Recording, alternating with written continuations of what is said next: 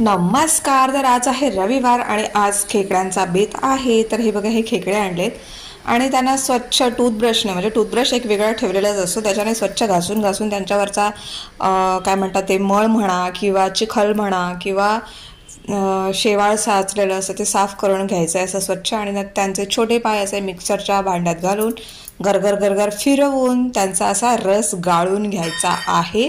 त्याच्यानंतर एका नॉनस्टिक किंवा कुठल्याही भांड्यात तेल घेऊन लसूण, कांदा आणि कढीपत्ता घालायचा आहे, ते ढवळायचं आहे छान असं. मग त्यात टॉमॅटो ॲड करायचं आहे आणि ते असं ढवळत ढवळत ढवळत राहायचं आहे.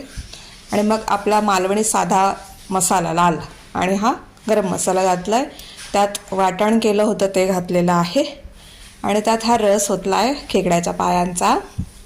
आणि नंतर हे असं ढवळून, म्हणजे असं छान ढवळायचं आणि त्याला उकळी आली की त्यात ते खेकडे सोडायचे मस्त एक एक करून.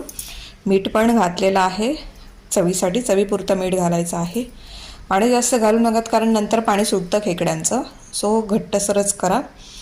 आणि हे ढवळून झालं, उकळी आली की त्यात खेकडे घालायचे आणि असं मस्त उकळत ठेवायचे. आणि त्यात उकळले की कोथिंबीर टाकायची, गॅस बंद करायचा आणि त्याच्यावर झाकण घालून ठेवून द्यायचं आणि इतर स्वयंपाकाला सुरुवात करायची. तर हा खेकड्याचा रस्सा असा छान झालेला आहे. बघा किती सुंदर दिसतोय, बघा एकदम माउथ वॉटरिंग दिसतोय बघा. तुम्ही पण असा बनवून बघा आणि खाऊन बघा, तुम्हाला नक्कीच आवडेल. तर बघू याच्या जेवणात काय होतं.